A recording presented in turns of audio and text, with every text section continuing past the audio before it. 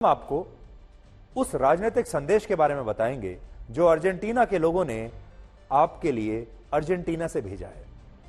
Argentina के लोग आपको जानते नहीं होंगे शायद, लेकिन एक संदेश उन्होंने आपके लिए भेजा है और यह संदेश आपके लिए है। आप ध्यान से सुनिएगा।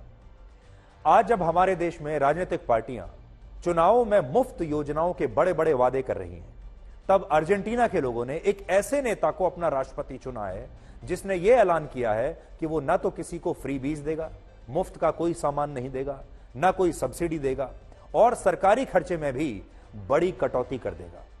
यानी ऐसा नेता अगर भारत में हो तो पहले दिन ही चुनाव हार जाए, लेकिन अर्जेंटीना ने ऐसे आदमी को चुना, ऐसे नेता को चुना जो ये कह रहा है कि मुफ्त में कुछ नहीं दूंगा।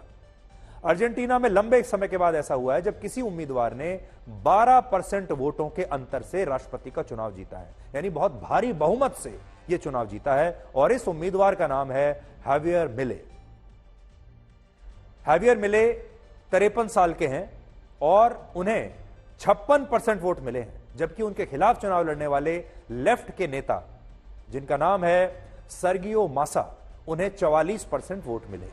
इन दो लोगों के बीच में मुकाबला था, हावियर मिले और सर्गियो मासा। 56% और 44% वोट मिले।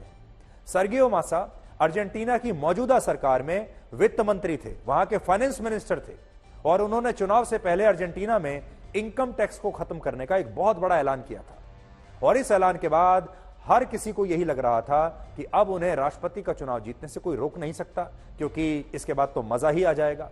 एक ऐसा राष्ट्रपति जो यह कह रहा है कि अब किसी को भी टैक्स देने की आवश्यकता ही नहीं है, तो फिर उसको वोट क्यों नहीं मिलेंगे। इसके अलावा उन्होंने अर्जेंटीना का वित्त मंत्री रहते हुए कई ऐसी सरकारी योजनाएं लागू की जो लोगों के लिए बिल्कुल मुफ्त थी, यानी वो मुफ्त का माल लोगों को दे रहे थे। उन्होंने बिजली और पानी पर सब्सिडी देने की शुरुआत की, बस में मुफ्त सफर की स्कीम शुरू की, युवाओं को बेरोजगारी भत्ता देना शुरू किया और लाखों परिवारों के लिए फूड बोनस स्कीम की शुरुआत की, जिसमें प्रत्येक व्यक्ति को 65,000 रुपए मिलते थे। और इसीलिए जब सर्गियो मासा ने अर्जेंटीना में राष्ट्रपति चुनाव लड़ने का फैसला किया तो सबको यही लगा कि उन्हें तो कोई हरा ही नहीं सकता, क्योंकि उन्होंने लोगों के लिए मुफ्त की इतनी सारी योजनाएं लागू कर दी हैं। जो योजना अभी मैंने आपको बताई उन्हें सुनकर आपको ऐसा लगेगा जैसे शायद मैं भारत की बात कर रहा हूं, क्योंकि भारत में तो भी तो यही योजनाएं हैं।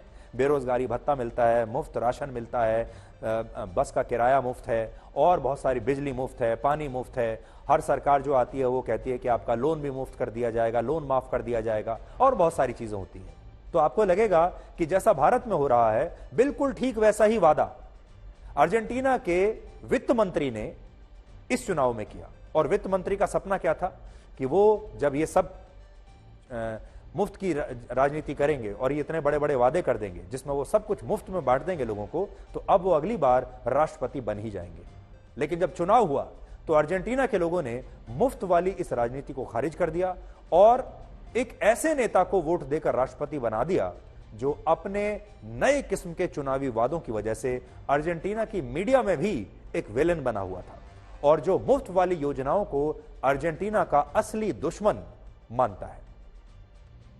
हावियर मिले ने चुनावों के दौरान कहा कि वो कल्याणकारी योजनाओं पर खर्च होने वाले सरकारी पैसे को फिजूल खर्ची मानते हैं, इसलिए जब वो राष्ट्रपति बनेंगे तब वो ऐसी तमाम सरकारी योजनाओं को बंद कर देंगे जिनमें लोगों को मुफ्त का सामान दिया जाता है, लोगों के बिल माफ कर दिए जाते हैं, लोगों के टैक्स माफ कर दिए जाते हैं, बिजली पानी किराया माफ कर दिया जाता है। और इसके साथ ही उन्होंने ये भी कहा कि वो महिला, स्वास्थ्य, शिक्षा और कल्चर से जुड़े विभागों और मंत्रालयों को भी अपनी सरकार में भंग कर देंगे और इतने सारे मंत्रालयों को बंद करके वो देश के लिए पैसा बचाएंगे। इसके अलावा उन्होंने यह वादा भी किया कि वो सरकारी खर्च में कटौती करने के लिए सरकारी नौकरियों की संख्या को भी कम कर देंगे। देखिए, अगर कोई हमारे देश में यह कह दे कि सरकारी नौकरियां घटा देंगे तो वो तो चुनाव जीत ही नहीं सकता, लेकिन इन्होंने, जो नए राष्ट्रपति हैं, इन्होंने कहा कि मैं सरकारी नौकरियों को भी कम कर दूंगा। सोचिए, अब हमारे देश में अगर किसी ने ऐसा वादा किया होता तो शायद उसे वोट मिलना मुश्किल हो जाता, लेकिन अर्जेंटीना के लोगों ने हावियर मिले को उनके इस वादे के लिए अपना राष्ट्रपति चुन लिया। और हावियर मिले के वादों की सूची यहीं समाप्त नहीं होती, बहुत इंटरेस्टिंग लिस्ट है। उन्होंने अर्जेंटीना के लोगों से वादा किया है कि वो देश को आर्थिक संकट से निकालने के लिए वहां के सेंट्रल बैंक को भी बंद कर देंगे और अर्जेंटीना की करेंसी पेसो को बंद करके अमेरिका की करेंसी यूएस डॉलर को बढ़ावा देंगे।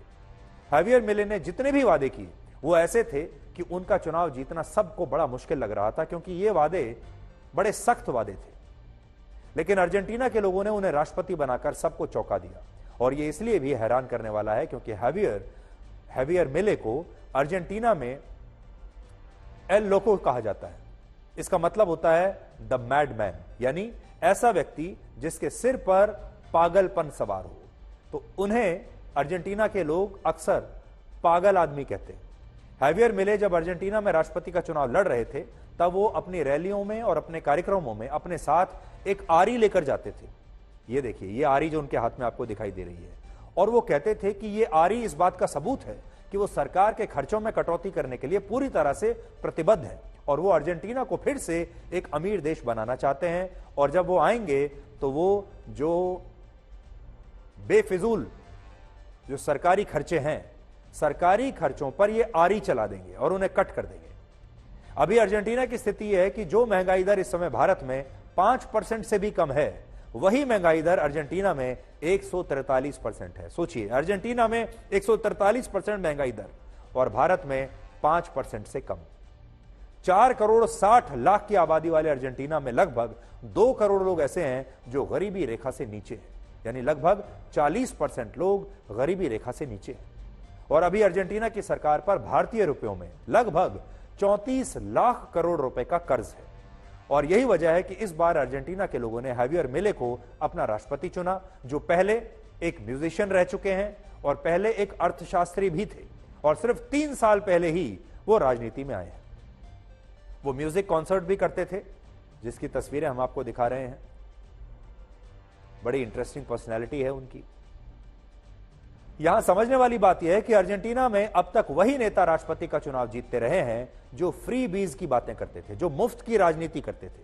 लेकिन लगभग 4 दशकों के बाद, 40 साल के बाद, जब अर्जेंटीना में महंगाई आसमान पर पहुंच गई और अर्जेंटीना कंगाल होने लगा, तब वहां के लोगों को यह समझ में आया कि उनकी भलाई ऐसे नेताओं को जिताने में नहीं है जो उन्हें मुफ्त बिजली, पानी और बेरोजगारी भत्ता देते हैं। और ये भारत के लिए अर्जेंटीना से आया एक बहुत बड़ा राजनीतिक संदेश भी है और सबक भी है। आज बड़ा सवाल यह है कि हमारे देश के लोग इस बात को कब समझेंगे, क्योंकि हमारे देश का सुप्रीम कोर्ट भी फ्री बीज वाली पॉलिटिक्स को लेकर चिंता जता चुका है। और अब भी हमारे देश में जब 5 राज्यों में विधानसभा के चुनाव हो रहे हैं, तब इन राज्यों में सभी पार्टियों के बीच मुफ्त की रेवड़ियां बांटने की होड़ लगी हुई है। जनता यह देख रही है कि कौन सी पार्टी ज्यादा पैसा फेंकेगी, कौन सी पार्टी ज्यादा बेरोजगारी भत्ता देगी, कौन सी पार्टी ज्यादा लोन माफ करेगी। लेकिन अर्जेंटीना के लोगों ने फ्री बीज वाली इसी राजनीति को अब हरा दिया है। आपको शायद पता नहीं होगा, लेकिन हमारे देश में भी कई ऐसे राज्य हैं जिनकी आर्थिक स्थिति इस समय बहुत खराब है। और इससे पहले कि हमारे देश में भी महंगाई दर 100%, 150% तक पहुंच जाए अर्जेंटीना की तरह, हमारे देश के लोगों को भी अब ये बात समझ में आनी चाहिए जो अर्जेंटीना के लोगों ने पूरी दुनिया को बताई है कि फ्री की जो राजनीति होती है, फ्री बीज जो होती है, मुफ्त की बिजली, पानी, थोड़े दिन तो अच्छी लगती है, लेकिन ये जो योजनाएं मुफ्त वाली होती हैं, ये देश को धीरे धीरे खोखला कर देती हैं। और एक समय ऐसा आता है जब पूरा देश खोखला हो चुका होता है।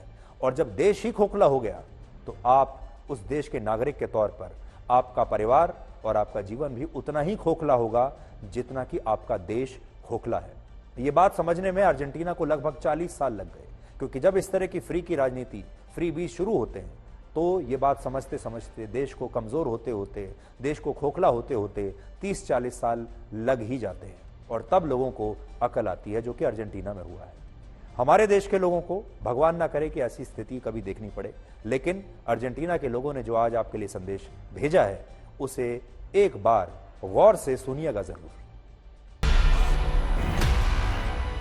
मुद्दों का मैदान, जिम्मेदारी लेंगे, तर्कों पर घमासान। क्या बताना चाहते हैं इस देश को? किससे किसकी ठनी, न्याय की नीति नहीं बनती है। किसने दी किसे पटखनी। क्या सच है जिसको छिपाने की कोशिश? खबरों की दुनिया का सबसे बड़ा अखाड़ा दंगल देखे मेरे यानी चित्रा त्रिपाठी के साथ रोज शाम 5 बजे सिर्फ आज तक पर। ना पक्ष ना विपक्ष, ना लेफ्ट ना राइट, ना मिर्च ना मसाला, खबरों का बोलबाला। निडर, निर्भीक, सबसे सटीक स्पेशल रिपोर्ट सिर्फ आज तक पर।